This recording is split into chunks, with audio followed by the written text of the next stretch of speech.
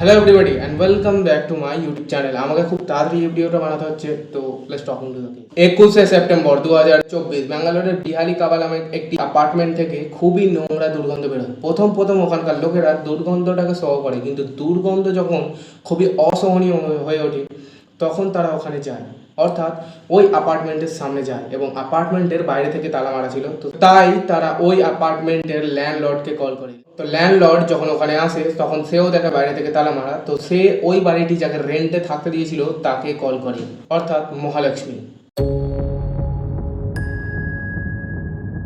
মহালক্ষ্মীকে 2-3 বার call করা হয়, কিন্তু তার ফোন সুইচ অফ ছিল। সেই জন্য ল্যান্ডলর্ড তার এমার্জেন্সি নাম্বার থেকে তার মাকে কল করে, অর্থাৎ মহালক্ষ্মীর মাকে ফোন করে এবং মহালক্ষ্মীর বোন ফোনটা তোলে এবং তারা ওখানে গিয়ে পৌঁছায়। মহালক্ষ্মীর মায়ের কাছে এক্সট্রা একটি চাবি ছিল, সে চাবি দিয়ে ওই রুমটি খোলে এবং ওই অ্যাপার্টমেন্টের ভেতরে যায়।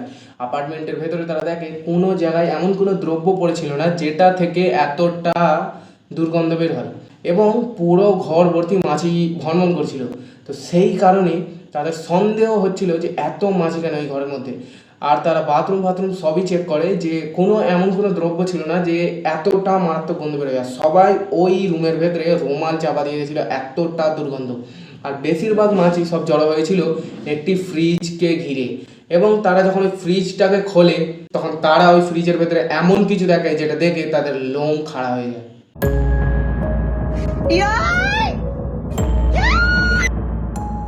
মহালক্ষ্মীর বোন এবং মহালক্ষ্মীর মা খুব জোর চিৎকার করে ওঠে, এমন কি তারা দেখেছিল। তো let's talk about this case.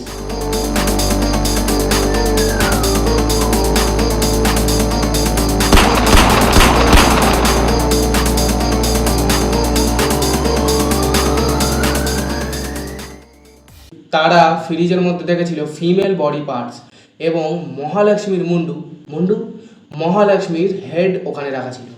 এটা দেখে নর্মাল যে কেউ লোক ভয় পেয়ে যাবে, এবং ওই রুমের ভেতরে ওই অ্যাপার্টমেন্টের ভেতরে যতজন ছিল তারা ভয়ে বাইরে চলে আসে।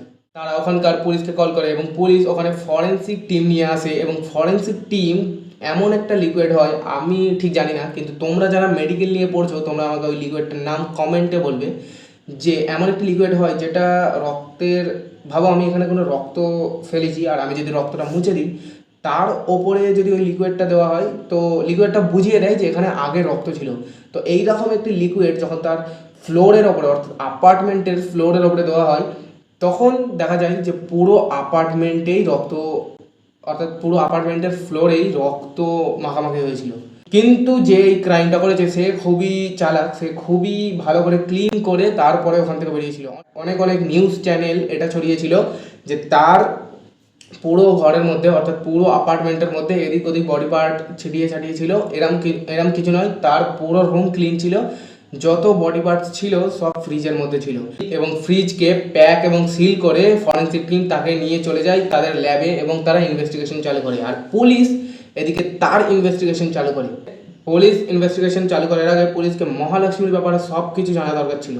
তো পুলিশ মহালক্ষ্মীর ব্যাপারে সব কিছু জানা স্টার্ট করে। মহালক্ষ্মী একটি নেপালি ফ্যামিলিতে বিলং করতো, কিন্তু তাদের ফ্যামিলি 36 বছর আগে ব্যাঙ্গালোরে চলে এসেছিল। তো তাদের আমরা বলতে পারি যে তারা ব্যাঙ্গালোরেই বসবাস করতো, তারা ব্যাঙ্গালোরেরই বাসিন্দা। তো মহালক্ষ্মী তার পড়ালেখা কমপ্লিট করে এবং একটি হেমন্ত নামের ছেলের সাথে বিয়ে করে, আর সে তার বাড়ি চলে যায়, অর্থাৎ সে তার হাজব্যান্ড ছিল সেই জন্য সে তার বাড়ি চলে যায়। মহালক্ষ্মী আর হেমন্ত একসাথেই থাকতো। হেমন্ত একটি মোবাইল অ্যাক্সেসরিজ দোকানে কাজ করতো এবং মহালক্ষ্মী একটি ক্লোদিং এবং কসমেটিকের স্টোরে কাজ করতো।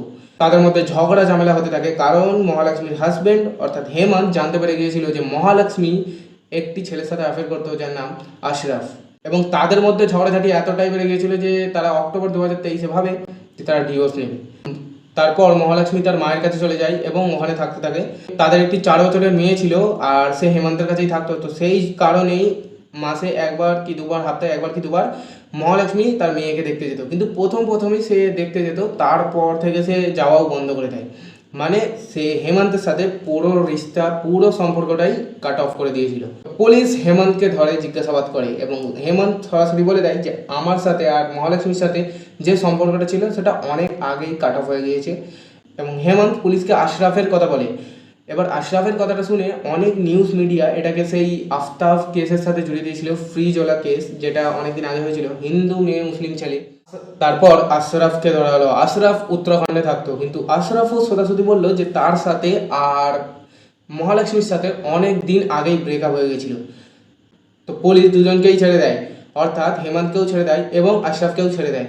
কিন্তু পুলিশ এবার ভাবছিল যে এবার আমরা কাকে ধরবো, কারণ তাদের কাছে কেউ ছিল না, আর এদের দুজনের উপরই পুলিশের কোনো সাক্ষ্যও ছিল না, পুলিশের কোনো প্রুফও ছিল না। এবং পুলিশ এবার মহালক্ষ্মী যেটা কাজ করতো সেটাকে গিয়ে জিজ্ঞাসাবাদ করে। এইখানে যাওয়ার পর পুলিশের কাছে আরও একটি নাম ওঠে, মুক্তিরঞ্জন রয়, একটি 31 বছরের লোক। ওখানকার ওয়ার্কাররা বলে যে মুক্তিরঞ্জন রয়ের সাথে তার অনেক দিন থেকে অ্যাফেয়ার ছিল, অর্থাৎ মহালক্ষ্মীর অনেক দিন থেকেই অ্যাফেয়ার ছিল। এদিকে ফরেন্সিক টিম রিপোর্ট পাঠায় যে তার মার্ডার 19-20 দিন আগে করা হয়েছিল।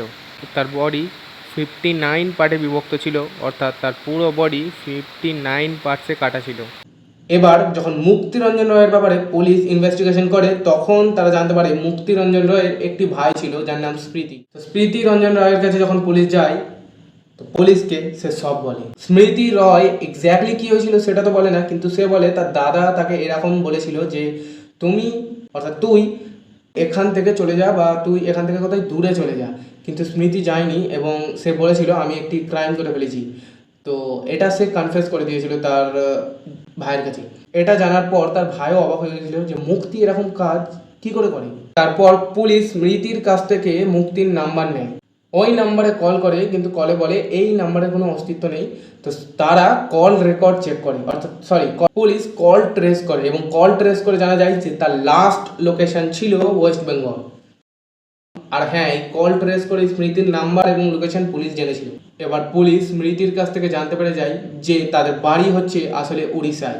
এবার এদিকে এত বড় একটি কেস চলছে, এবার ওদিকে 25শে সেপ্টেম্বর উড়িষ্যায় একটি গাছে ঝুলন্ত বডি পাওয়া যায়, এবং সেটাই ছিল মুক্তিরঞ্জন রয়ের বডি।